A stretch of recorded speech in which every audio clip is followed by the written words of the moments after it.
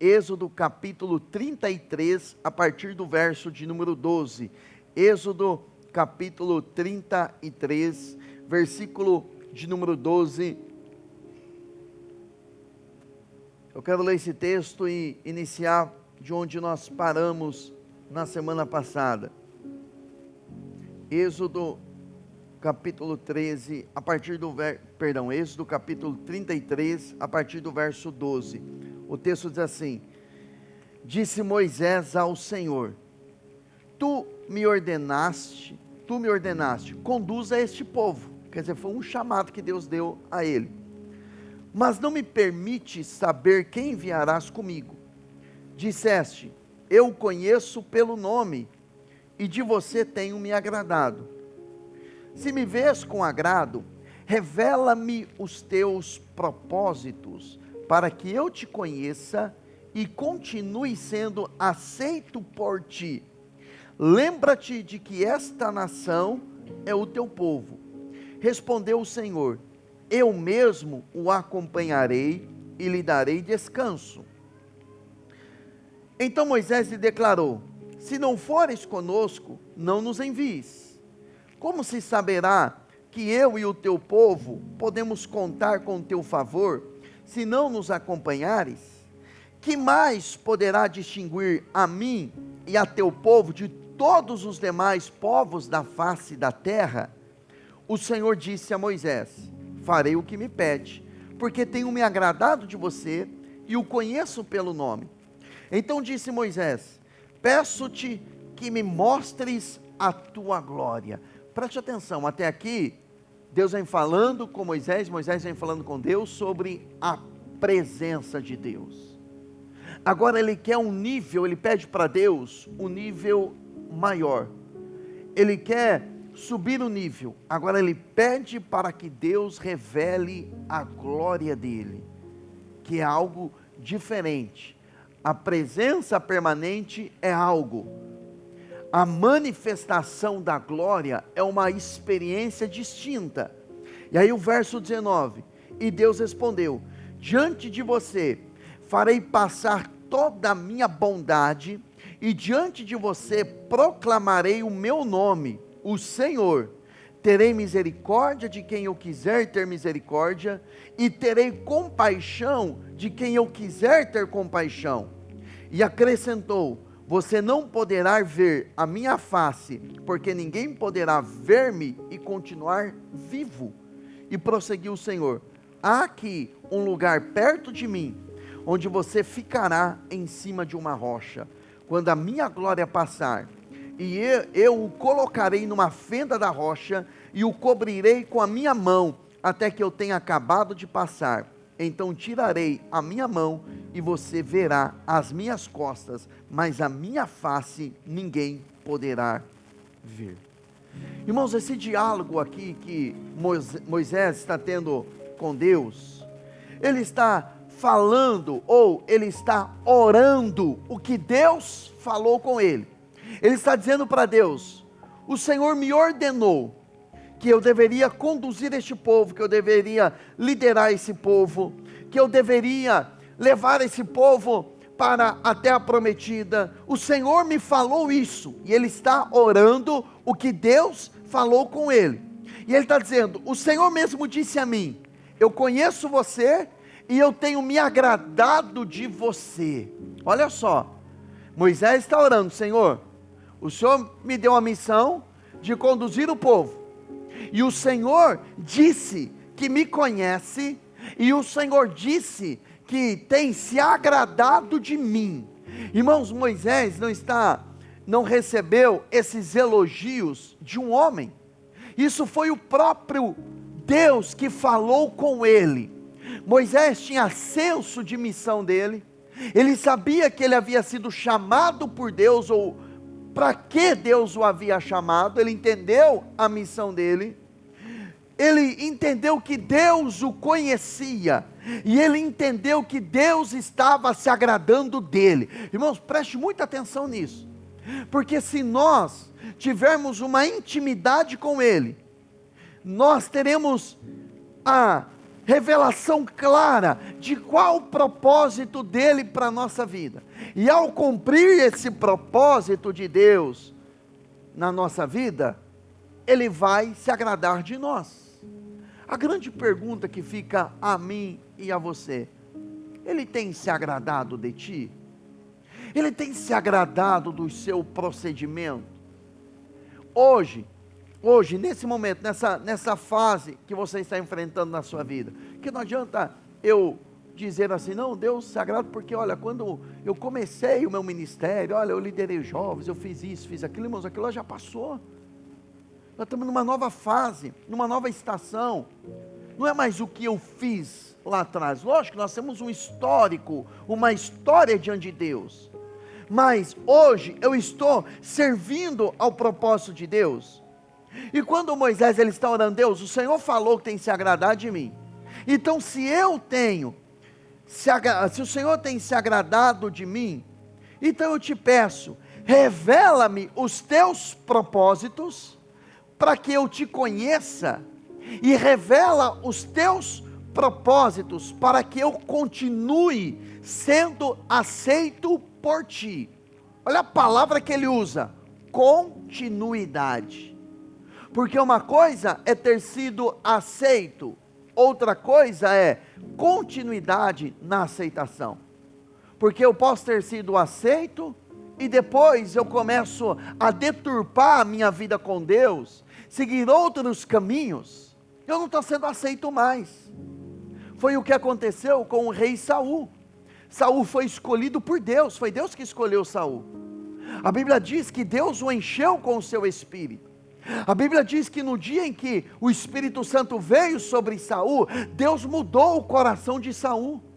Saul estava ali por um chamado, um propósito de Deus. Deus o colocou para liderar a nação de Israel. No entanto, a posição que ele assumiu, ele começou a negligenciar. Ele começou a cumprir a palavra pela metade. Sabe quando nós começamos a cumprir o propósito de Deus pela metade? Quando começamos a nos comparar com uma outra pessoa. Porque nós pegamos a nossa qualidade, comparamos com o defeito da outra pessoa e falamos, não, aquilo lá eu não faço. Você pode não fazer, ter o erro que a outra pessoa tem, mas você tem outros erros. Você tem outros defeitos. E defeito é igual a testa, todo mundo olha para a nossa, mas nós mesmo não vemos ela, né? Todo mundo vê os nossos defeitos, está assim, escrachado.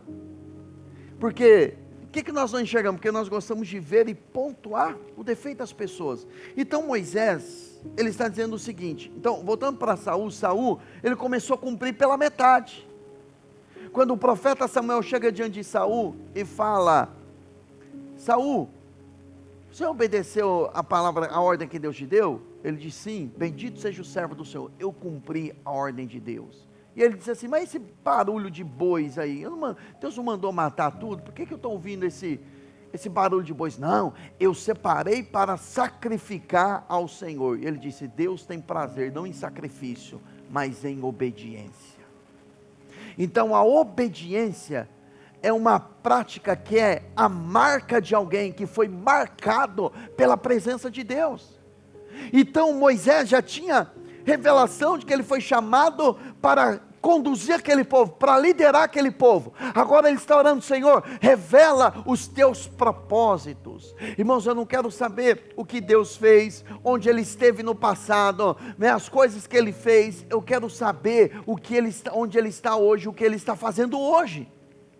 Isso significa mergulhar, entrar dentro do propósito dele, e é essa experiência que Moisés está dizendo, Senhor, revela-me os teus propósitos, para que eu continue sendo aceito por ti, porque essa nação é teu povo, então me revela os teus propósitos. Revelação de propósitos de Deus, não é para qualquer um, é para os íntimos.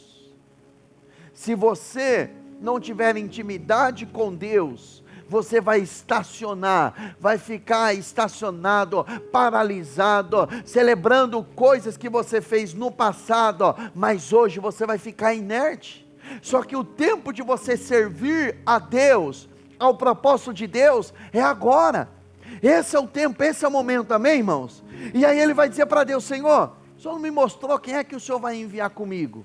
E ele diz: olha, eu vou lhe acompanhar, eu estarei com você e eu vou lhe dar descanso. A minha presença vai com você. Irmãos, Moisés já estava provando a presença de Deus. Moisés tinha ciência da presença de Deus. Deus já havia feito muitos milagres, ele tinha provado, visto, tido várias experiências com Deus, e Deus havia dito a ele que estaria com ele, embora no capítulo anterior, por conta do pecado de idolatria, Deus falou: Moisés, eu vou matar esse povo, e de você eu vou levantar uma nova nação. Moisés disse: não, Senhor, não faça isso, perdoa esse povo, ou risca o meu nome do livro. Então Moisés, esse povo é teu. Ele disse: não, o povo é do Senhor, o Senhor me colocou para conduzir. Ele tinha um coração de um intercessor, e Deus falou: vou enviar o meu anjo para ir com você, porque é um povo obstinado, eu não vou aguentar caminhar no meio desse povo que só faz coisa errada. E Deus agora, e Moisés agora, em oração a Deus, falando com Deus, ele diz: não nos faça sair daqui, se a tua presença não for conosco. Ou seja, eu não abro mão da sua presença. Irmãos, tem pessoas que oram apenas por capacitação. Deus me capacita, Deus me capacita, Deus me capacita, Deus me capacita. Não é capacitação que você precisa, o que você precisa é da presença dEle. Porque tem pessoas capacitadas, mas que não têm mais a presença. Tem pessoas habilitadas, tem pessoas que têm toda a capacitação, mas elas perderam a visão espiritual. É como uma pessoa que tem uma carteira de habilitação.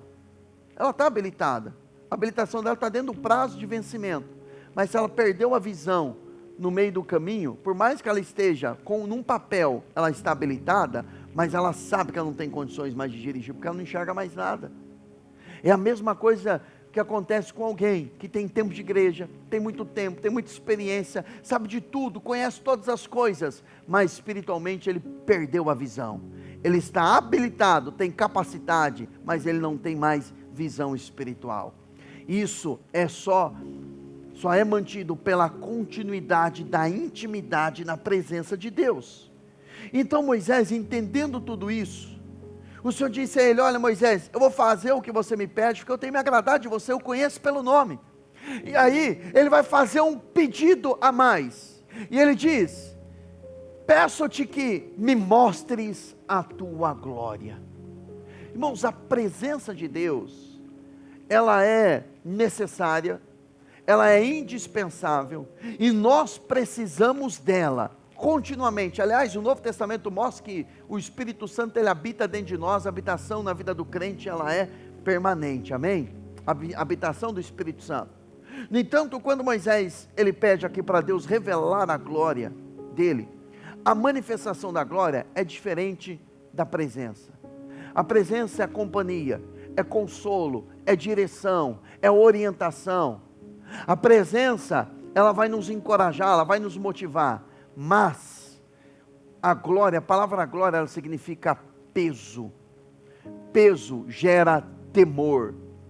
Então a pessoa, ela pode ter a presença, mas ela pode, infelizmente, alguns mesmo com a presença continuam pecando.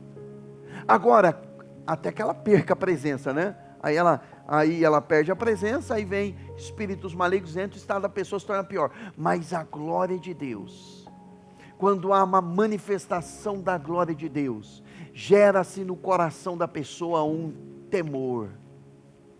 Um temor vem no coração da pessoa. Ela não quer mais viver uma vida de pecados.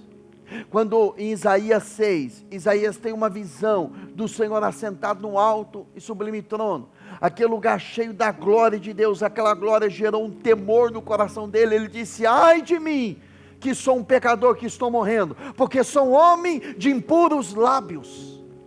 Por que ele se preocupou com os lábios dele, que era impuro? Por causa do peso da glória de Deus. Mas quando ele tem essa experiência, está lá em Isaías 6, Isaías já era profeta, Isaías já tinha a presença de Deus, só que o que fez ele se preocupar com os lábios impuros dele? a glória de Deus. A glória de Deus manifesta, ela gera temor. Uma pessoa, ao ser tocada pelo impacto da glória de Deus, ela não se torna mais a mesma. Por quê? Porque ela se torna uma pessoa reverente, com temor no coração dela. Quando Moisés ele tem uma experiência em Êxodo 3, com Deus, o Senhor falou para ele: tire a sandália dos seus pés, porque o lugar em que você está é uma terra santa. Por que era uma terra santa? Porque a presença de Deus estava ali. O ambiente espiritual onde tem a presença de Deus, é um ambiente modificado, é um ambiente transformado. Só que onde a glória de Deus desce, não é só o ambiente que é alterado, é o caráter da pessoa, e a missão da pessoa também é alterado. Porque ela não permanece mais a mesma pessoa, porque ela percebe o estado pecaminoso, sujo em que ela está vivendo, e isso ela só tem consciência por intermédio do peso da glória de Deus. Quando vem aquele peso de Deus sobre ela, não é um peso de acusação, é um peso de temor, é um peso de pavor, porque ela teve uma experiência poderosa com Deus. A Bíblia diz em Apocalipse capítulo 1, quando João, ele vê o Senhor, ele tem uma visão do Cristo glorificado. A última visão que João teve de Jesus, foi uma visão da realidade, quando ele vê Jesus numa cruz, crucificado, ensanguentado, e Jesus na cruz, olha para João que está com Maria e diz: João, eis aí a tua mãe. Ele vira para Maria, não chama ela de mãe, ele virou-se para Maria e disse: mulher, eis aí o teu filho. Então João vê Jesus numa cruz, mas em Apocalipse capítulo 1, ele ouve uma voz como a voz de muitas trombetas. Quando ele olha, ele vê um ser com os seus cabelos, com o seu semblante como o sol do meio-dia, os seus olhos como chama de fogo, e ele se prostra, ele cai no chão, de tamanha glória, de ver a experiência de ver o Cristo glorificado. Ele não é mais o mesmo, e Deus começa a dar revelações a ele, porque revelações da parte do Espírito vêm para pessoas que têm temor a Deus. E o temor, os segredos de Deus, eu acho que é Salmo 25 que diz: os segredos de Deus não são para todos, os segredos são para aqueles que temem, são para aqueles que respeitam a palavra, são para aqueles que têm reverência pela presença dEle. Meu irmão, quando nós nos reunimos, o nosso ajuntamento aqui tem que ser um ajuntamento de temor, de reverência, porque há uma presença nesse lugar, porque Ele está nesse lugar, e não viemos aqui para receber, mas viemos aqui para oferecer o nosso culto, oferecer o nosso coração, que não se cumpra em nós o que Jesus ele disse para os fariseus: olha, em vocês se cumpre a profecia de Isaías. Esse povo me honra com os lábios, mas o coração está longe de mim. Meus irmãos, Jesus falou isso para os fariseus.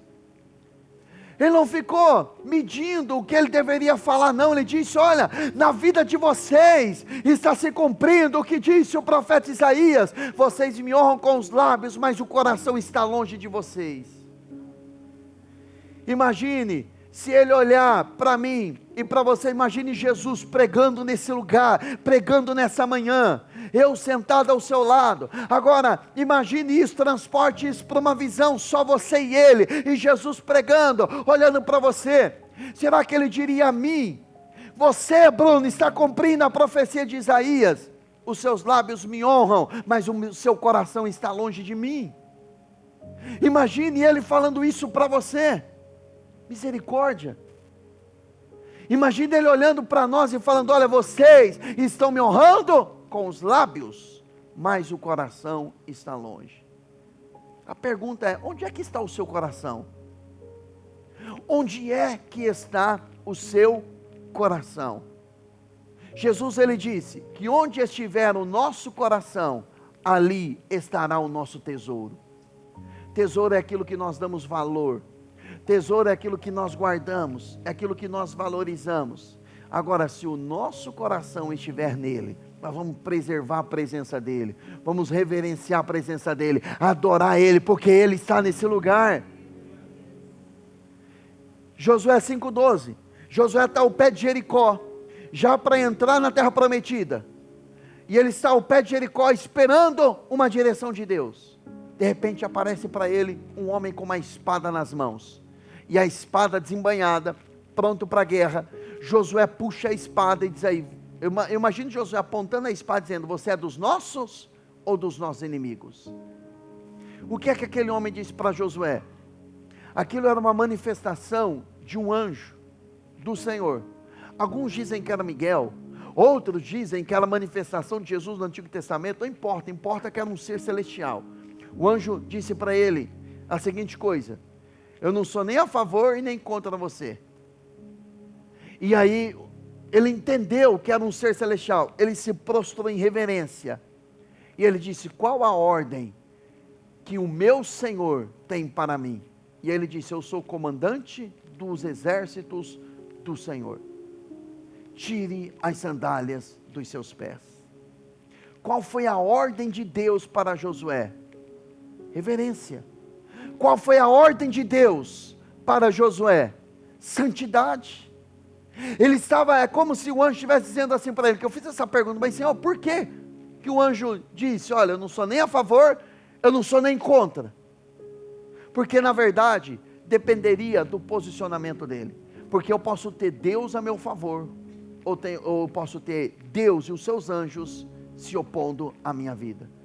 Ele pode ser a meu favor, ou ele pode ser a minha oposição.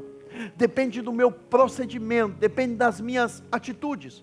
Por exemplo, o humilde, a Bíblia diz que Deus dá graça. E ao soberbo, ele resiste.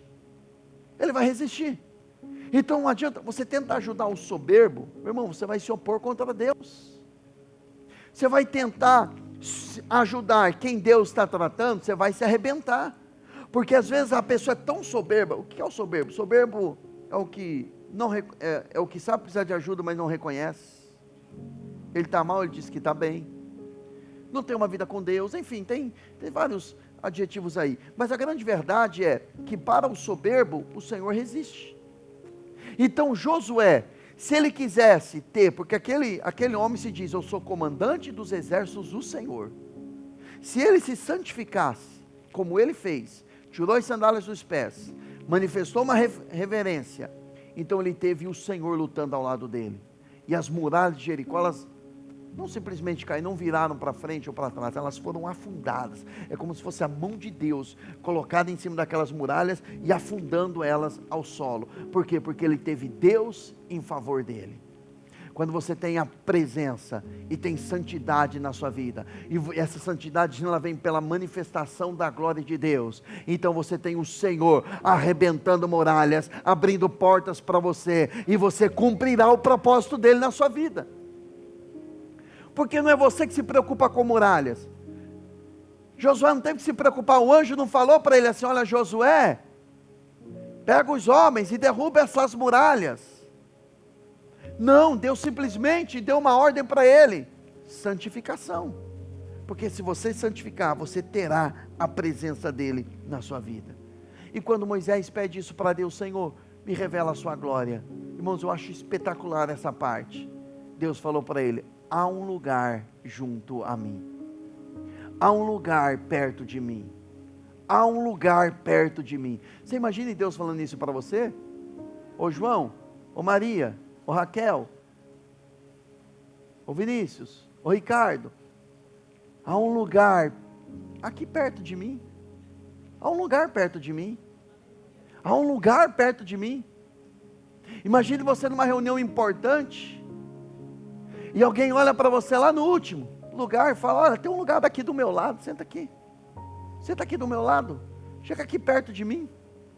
Mas está cheio? Não, para você tem um lugar perto de mim. Mas tem muitas pessoas, não, mas para você tem um lugar perto de mim. Tem um lugar perto de mim. Tem um lugar. Como que é esse lugar? Eu vou colocar você em cima de uma rocha. Eu vou colocar você sobre a rocha. Essa rocha ela é Cristo. Essa rocha ela é Jesus. Eu vou colocar você em cima dele. Porque ele é o fundamento. Paulo fala que Jesus é o fundamento da igreja. A igreja não importa se a igreja é barulhenta, mais quietinha, se tem parede preta, parede branca, parede azul, amarela, se tem desenho no fundo de flor, floresta, se não tem nada, se é debaixo de uma árvore, se é num salão com ar-condicionado, se é num salão que é um forno, não importa. Não importa, isso são coisas triviais. Agora, o que não pode é o fundamento. O fundamento é Jesus. Se tirar o fundamento, desaba tudo. O fundamento da igreja de Cristo é o próprio Jesus. Então o Senhor está dizendo, há um lugar junto a mim. Onde? Em cima da rocha, em cima de Cristo. Aliás, nessa rocha, tem uma fenda nela, tem um buraco naquela rocha, Moisés. Eu vou pegar você, colocar você na rocha, pego você da rocha, coloco você na fenda da rocha, no buraco daquela rocha, eu vou colocar as minhas mãos, eu vou esconder você ali, e você vai provar da minha bondade. Há um lugar, há um buraco, há uma fenda na rocha, esse lugar é para você. Quando Jesus ele está na cruz, havia uma profecia, os ossos dele não poderiam ser quebrados, porque Salmo 22 dizia que nenhum dos seus ossos seria quebrados, e era o costume, os dois ladrões tiveram as pernas quebradas para identificar se eles estavam mortos mesmo. Jesus não, ele não poderia vir uma profecia, então os soldados furaram ao lado dele, e saiu sangue, e também saiu água ao lado de Jesus. Aquela rocha ela foi ferida, aquela rocha ela foi aberta nela uma fenda, e é naquela fenda, é lá no âmago, lá naquele buraco, é ali que o Senhor nos coloca. Colossenses 3:1 diz que a nossa vida, ela está escondida em Cristo, é nele, em Jesus. Então esse convite é para você sair lá dos últimos lugares, é você sair da fila da bênção, sair da fila do milagre, e sentar no lugar perto dele, ao lado dele, perto da presença dele, e essa presença vai revelar, vai modificar, vai transformar você, porque é impossível uma pessoa sentir o peso da glória de Deus, estar colocada sobre a rocha, e ela não ter revelação da bondade de Deus. Irmãos, uma pessoa, quando ela está debaixo da glória de Deus, quando ela está debaixo da presença de Deus, ela perdoa todo mundo, ela ama todo mundo, os pecadores ela vê eles salvos, ela trata todo mundo bem, porque ela teve uma experiência com a bondade de Deus. Uma pessoa que é crítica, que vê defeito em todo mundo, ela está longe da bondade de Deus, ela está perto dos seus traumas emocionais, e começa a enxergar só defeito na vida das pessoas, começa a criticar um, critica outro, critica A, critica B, critica C, porque ela está perto dos traumas. Mas essa manhã, o Espírito Santo quer tirar você de perto dos seus traumas, e colocar você perto dele, na presença dele. Você vai ter uma experiência com a bondade dele, e ao ser transformado pela bondade dele, você vai olhar para as pessoas também com bondade, porque Deus disse para Moisés, eu vou ter misericórdia de quem eu quero ter misericórdia, e você vai olhar para as pessoas, não a partir daquilo que você quer, mas a partir daquilo que Deus quer, e Deus quer ter misericórdia daquela pessoa, e aquela misericórdia é transferida para o seu coração, porque você está perto dele, você está na bondade dele, e você começa a ter misericórdia de quem você nem quer ter misericórdia, porque tudo vira uma mistura, você e Deus. Você começa a ter misericórdia de quem Deus quer ter misericórdia, mas também o seu coração se fecha para aquelas pessoas que a misericórdia de Deus não está sobre ela, porque ela está debaixo de juízo.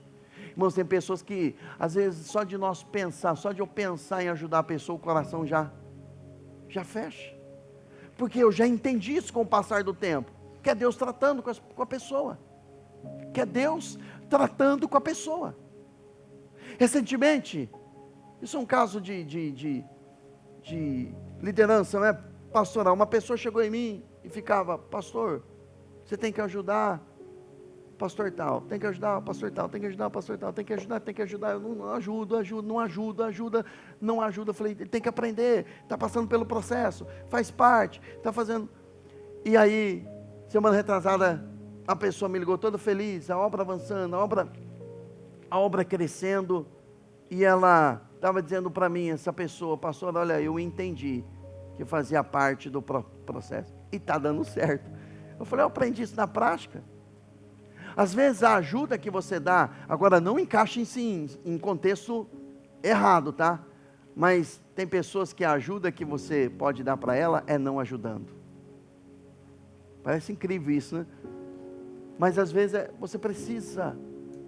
Tem situações que você precisa soltar para ela ter a própria experiência dela com Deus. Eu lembro quando eu assumi minha primeira igreja. Eu era muito querido pelos obreiros. Eu era pastor auxiliar e liderava os obreiros da igreja. E quando o líder me enviou para uma determinada região da cidade de Limeira, uma cidade mesmo, mas para um bairro bem afastado, veio um grupo de obreiros assim, não pastor, vou falar com o pastor lá para liberar, vou trabalhar com você, vou trabalhar com você, vou trabalhar com você. Eu todo feliz, e eu pensando assim, a resposta de Deus, né? Deus já está enviando pessoas para me ajudar. Aí foram falar com o pastor. Aí o pastor falou assim, reuniu toda a equipe e falou, ninguém vai com o Bruno.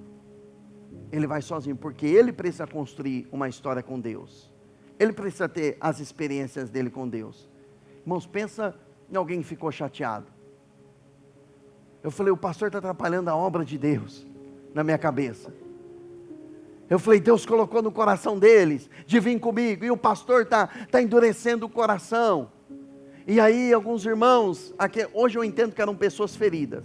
Não pastor, olha, que injusto que o pastor está fazendo com você. Olha só, não, é verdade, mas deixa aí, Deus vai tratar com ele. Olha a minha cabeça, minha loucura, infantilidade. Aí ninguém foi, porque o pastor não deixou. E aí fui fazendo as reuniões, primeiro culto 4 pessoas. E aí dava pouquinha gente, fui trabalhando e Deus foi enviando pessoas, foi enviando. Depois de 11 meses que eu estava pastoreando, nós já éramos 120 pessoas naquela igreja. E não tinha ninguém de lá, ninguém. E aí eu entendi que era Deus que estava fechando o coração do pastor para que eu pudesse ter as minhas experiências com Deus. Então se alguém fechar o coração para você, meu irmão, fique em paz. Às vezes é Deus tratando. É Deus tratando, ou com você ou com ela, um dos dois está sendo tratado por Deus. Então se você fechar, agora, não é fechar o coração por uma ferida emocional que você tem. Eu estou falando de gente que está debaixo da glória de Deus. E aí você entende, você tem uma diretiva do Espírito Santo. Você tem uma direção do Espírito Santo. Agora, quando você se posiciona na vontade, na presença dEle, tudo muda. E aí você começa a ver a glória dEle passando, a presença dEle passando, e a bondade dEle sendo revelada. Uma pessoa que é marcada pela presença de Deus, é uma pessoa que ela vai conhecer quem é ela em Cristo. Quando você tem uma marca de Deus na sua vida, você sabe quem é você. As pessoas não te manipulam mais, elas não dizem coisas para você que vão modificar você. Você sabe quem é você em Cristo Jesus. Você sabe quem é você em Cristo Jesus. Não é por um sorriso, não é por uma cara fechada, não é por um bom comportamento ou um mau comportamento que muda você. Você tem uma missão, você entendeu qual é a sua missão e você está caminhando. Meu irmão, eu não vou parar a minha missão que Deus colocou nas minhas mãos porque alguém está me rejeitando, porque alguém está fechando a cara para mim, ou porque alguém está sorrindo para mim. Eu preciso caminhar, porque eu tenho uma palavra e eu vou seguir. Eu vou lidar com pessoas que vão facilitar o meu caminho, que vão me ajudar. Você vai ter que lidar com pessoas que vão tentar atrapalhar o seu caminho. Você vai lidar com pessoas saudáveis que vão lhe impulsionar, que vão lhe encorajar, vão entusiasmar o seu coração, mas você vai se deparar com pessoas que na verdade vão dizer, olha, não faça isso, é difícil, não tem jeito, não vai. Agora cabe a você quem é que você vai ouvir. Agora, por experiência própria e por conviver com várias pessoas, quem é marcado pela presença de Deus, não ouve e não paralisa por essas coisas. Eu sei quem Deus me chamou, eu sei onde Deus me colocou, e eu só saio daqui com uma diretiva dEle. Não são as dificuldades que vão me parar, e também nem a bonança que vai me fazer relaxar, porque eu quero a presença dEle, porque o meu descanso está na presença. Deus falou para Moisés, eu vou com você e vou lhe dar descanso. Descanso não é ausência de trabalho. Descanso não é ausência de dificuldades. Descanso emocional não é ausência de demandas, de desafios emocionais. Descanso é um ambiente onde a presença está. Se você está na presença, você descansa. Você descansa. Agora, essa presença, ela muda não só o ambiente, como eu já disse, mas ele muda o seu caráter e muda a missão de quem você é. Agora, pelo menos 4 coisas nós precisamos ter ao sermos marcados pela presença. Primeira coisa, intimidade. Marcos capítulo 6, verso 7. Marcos capítulo 6, verso de número 7.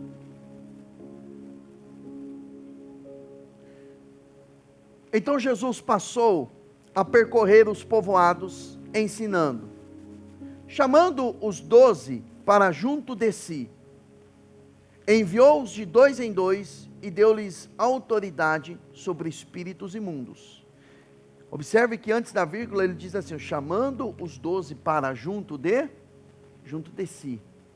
Veja bem, ele estava ensinando as multidões, percorrendo as aldeias, mas ele escolheu 12, e esses 12 ele chamou para junto de si. Ele trouxe para perto. Não, esses 12 aqui eu quero eles perto de mim. Depois de estarem perto dele, aí sim ele os enviou com autoridade. O envio é só depois que a pessoa é marcada, só depois que a pessoa está na presença. O envio não é a partir das habilidades, o envio é a partir da presença. Jesus puxou eles para perto, deu a marca, instruções, orientações, respaldou eles com autoridade, e aí eles são enviados, carregando a autoridade de Jesus, e essa autoridade de Jesus estava sobre espíritos malignos, sobre espíritos imundos. A partir desse momento, deles estarem na presença e serem enviados, os demônios não estavam mais acima, mas os demônios estavam abaixo deles, porque eles tinham autoridade. Onde eles chegavam, os demônios reconheciam, é enviado de Jesus. Você é alguém que tem que ser enviado por Jesus, lá no seu trabalho, na sua escola, na sua família, onde você convive. Você tem que ser um enviado de Deus. Já ouviu aquela expressão, fulano é enviado do cão? Isso não cabe para nós.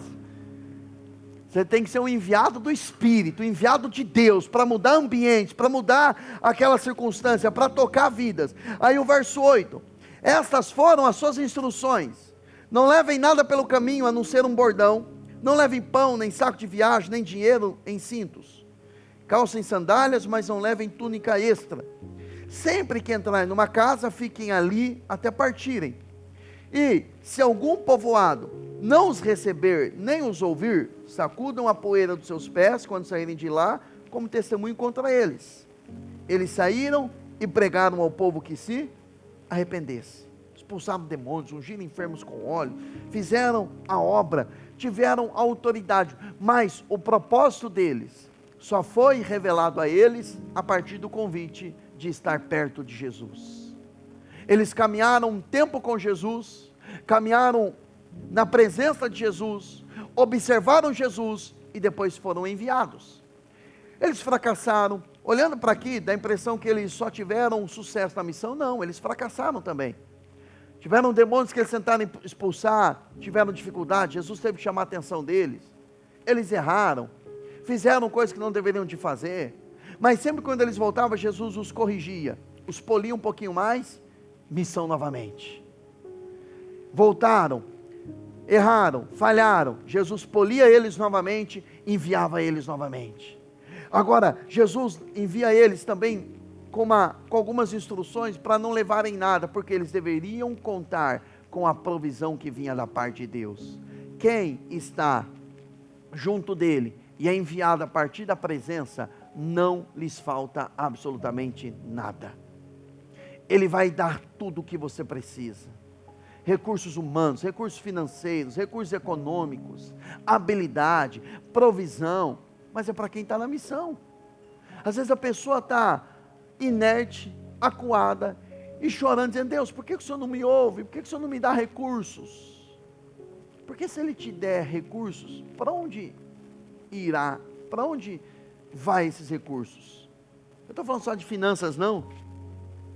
Ele te dá habilidade para quê? Só para você dizer que você tem um curso de teologia, que você tem uma formação, que você conhece a palavra? Não.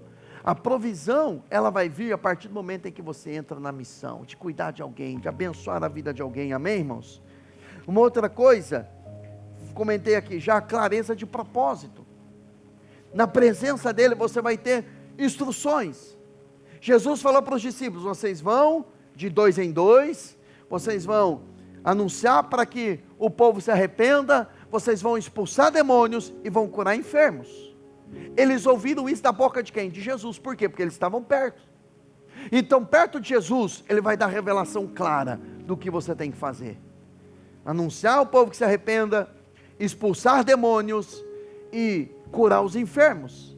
E eles saíram com uma visão revelada por Jesus daquilo que eles deveriam de fazer.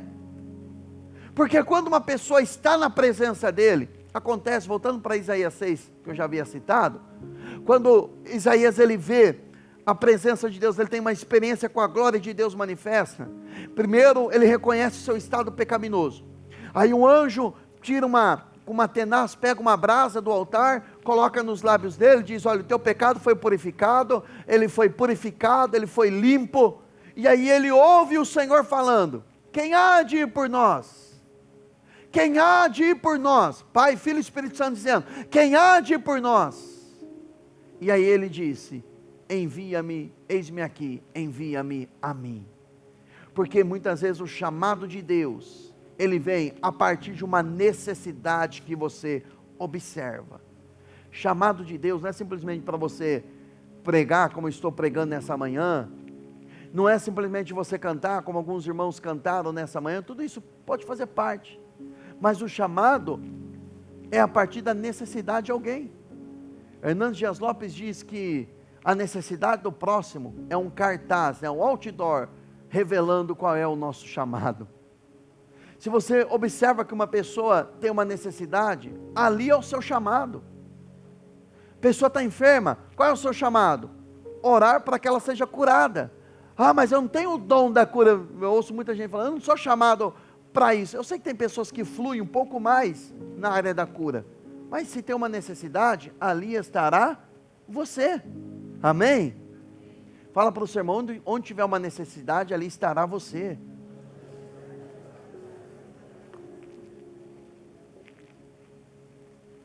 Aquela pessoa está precisando, você é a resposta de Deus para ela.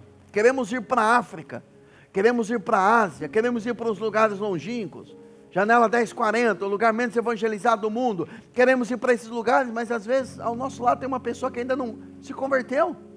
Às vezes tem um filho, uma filha, um marido, a esposa. Ali é o nosso campo missionário. Ali é o nosso lugar de evangelismo, ali é o nosso lugar. Primeiro começa em Jerusalém, depois em Judeia, Samaria, até os confins da terra. Ah, mas a Bíblia diz: ide por todo mundo e pregar o evangelho a toda criatura. Sim, a igreja vai por todo mundo. Não é você sozinho que vai percorrer o mundo todo. Não é você que vai arrumar mala e vai sair viajando o mundo inteiro. Você vai evangelizar sozinho o mundo todo? Lógico que não. É a igreja de Cristo. Quando você ganha uma pessoa, você evangeliza alguém, é o reino crescendo. Quando você oferta, quando você devolve o dízimo nesse lugar, cada pessoa necessitada, que é alcançada, que é atendida nesse lugar, cada pessoa que é mantida por esse lugar, cada pessoa que é abençoada por esse lugar, é você que está fazendo a obra junto. É você, nós temos a nossa parcela. Nós vamos ganhar o mundo todo. Justiça e paz não vai ser estendida para o mundo todo, mas a parte que Deus nos deu, nós vamos ganhar. A parte que Deus deu para a igreja batista, os irmãos batistas vão ganhar, os irmãos assembleanos vão ganhar, os irmãos metodistas vão ganhar, cada um tem a sua porção. Agora, cada pessoa constitui-se um campo missionário onde eu posso levar o amor de Deus até ela. Uma terceira coisa que você recebe ao estar na presença dele, observe naquele texto: autoridade sobre demônios. Na presença dele, você ganha autoridade. Você sabe quem é você em Cristo, você sabe quem é você posicionado. Quem eu sou em Cristo? Eu sou um filho amado. Onde eu estou? Posicionado com Cristo nas regiões celestiais. Onde é que Jesus está sentado? Num trono. E a Bíblia diz, Efésios 2,6, que eu fui ressuscitado e eu estou assentado com Cristo nas regiões celestiais. Onde é que Jesus está? Acima de principados, acima de potestades. E onde eu estou? Em Jesus. Se Jesus está acima de principados e potestades, e eu estou em Jesus, então logo eu sou inteligente, eu entendi. Eu estou acima de principados e potestades. Então eu estou fazendo a obra. Então o diabo tem uma fúria muito grande contra a minha vida, então eu vou ser muito atacado. Muito é atacado quem pouco conhece. Grave isso. Porque se você conhece a sua autoridade, você bloqueia a ação maligna do diabo. Não quero fazer terrorismo, e hoje eu já não tenho mais tal atitude, mas eu lembro quando eu comecei o meu ministério de libertação, eu tinha o costume de ficar falando, conversando muito com demônios, perguntando, onde você veio? O que você ganhou? O que você fez? O que você faz? Depois a gente amadurece, aí você sabe que isso não... que o diabo é mentiroso, que você tem que ir a partir da revelação do Espírito, não a partir daquilo que ele fala, mas enfim. E um dia, eu era obreiro, estava começando, eu falei, você vai bater cabeça, você vai dobrar a sua cabeça para Jesus. E aquele demônio, né, pessoa manifestada, caiu de joelhos ali, e veio andando de joelho, e bateu a cabeça nos meus pés. Eu falei, não, é para Jesus. E aquele dia o diabo me evangelizou, e falou, e ele está onde? Irmãos, os próprios demônios sabem onde Jesus está. E Ele está em você. Ele habita em você. Ele mora dentro de você. Ele está no seu coração. Então o inferno reconhece isso. Só que se você não reconhecer, se você não entender, você vai ficar nessa. Não, é uma retaliação do diabo. Irmão, retaliação para quem tem brecha na vida. Satanás não toca em quem está em Deus. Não toca, não tem respaldo bíblico para isso. Retaliação é doutrina inventada por homens. Retaliação é um contra-ataque do diabo. Sim, um contra-ataque existe, mas não toca em quem está respaldado por obediência à palavra. Ser retalhado é para crente que dá brecha, que não anda na palavra, que não perdoa, que não ama, que não anda em santidade, que fica negociando, que fica com conversinha furada, que fica com conversa profana. Agora, quem anda na palavra, meu irmão, a Bíblia diz que quem é de Deus, maligno não toca. A Bíblia diz que você vai pisar serpentes e escorpiões, toda a força do inimigo, e nada, absolutamente nada, vos causará dano algum. A não ser que seja uma permissão de Deus, mas é uma outra conversa. Mas ele não tem liberdade. E se ele se levantar? Jesus falou para você, em meu nome expulsarão o quê? Demônios. Ele disse, em meu nome vocês vão expulsar demônios. Não é para você orar, dizer, Senhor, expulsa aquele demônio, tira ele da minha vida. Não, é você que expulsa. É você que tem autoridade para isso. Em meu nome expulsarão o quê? Demônios. Pastor, entrei num lugar que está cheio de demônio, o que eu faço? Expulsa. Eu vou mudar dessa casa, que eu não sei, essa casa é muito pesada. Então muda o peso dessa casa, tira esse peso do demônio de lá e coloca o peso da glória de Deus. Muda o ambiente. Não é você que tem que mudar, é ele que tem que sair. É ele que tem que sair. Irmãos, quando eu alugo, até então modo de aluguel ainda, né? Quando eu alugo uma casa, irmãos, eu faço uma oração ali. Para mim não importa se foi um terreiro, se foi isso, se foi aquilo, se fizeram aquela... Irmão, a partir do momento que eu pego o contrato de aluguel, eu falo, Senhor, enquanto eu estou morando aqui, essa casa é minha. Então eu reivindico esse ambiente espiritual, esse lugar é um lugar da sua glória, da presença de Deus. Às vezes ele dá um discernimento para alguma coisa, para minha esposa ou para mim, nós oramos ali, acabou. Eu não fico olhando, observando, mas se fizeram alguma coisa errada aqui. Meu irmão, e aqui no salão da igreja? O que será que já não fizeram aqui?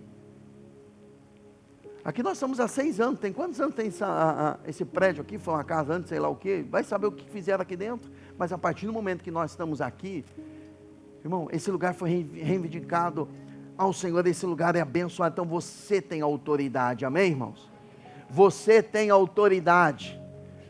Agora, você já viajou e você passa perto de um posto policial, aí está lá o PF no celular, aí a pessoa pode passar com droga, pode passar com alguma coisa errada lá, ele não está vendo porque ele está distraído. Significa que ele não tem autoridade? Não, ele tem autoridade, mas ele está distraído. Agora, ele para alguém pela sua força? Pelo seu poder? Não. Você não vai ver um policial pulando na frente de uma carreta e segurando ela. Eu sou um policial, você tem que parar, eu vou parar na força dele? Não. Quando você vê ele fardado com o carro, você falou, opa, tem autoridade. Se ele mandar parar, você para. Então, não é na sua força, você não precisa se sentir forte, você não precisa se sentir o poderoso. Você precisa, no mínimo, entender a sua autoridade. Por quê? Você só vai ter essa consciência a partir de uma vida na presença dele. Porque se você não estiver na presença dele, você vai achar bonito o que eu estou falando, mas amanhã se manifestar um demônio, você vai ficar com medo dele. Porque se você não tiver uma intimidade com ele, agora, uma intimidade também gera uma vida frutífera e uma vida relevante. Uma vida frutífera, quem está em Jesus, ele falou que a videira, o ramo, quando ele está ligado na videira, ele produz muitos frutos. E por que se torna uma pessoa relevante? Porque você se torna uma pessoa importante para alguém. Não, aquele irmão quando ele ora, aquela irmã quando ela ora, quando aquela irmã me dá uma palavra, quando aquele irmão me dá uma palavra, então você se torna relevante para as pessoas, não a partir daquilo que você tem, mas a partir de quem você é em Cristo Jesus, que você tem muito para oferecer, amém?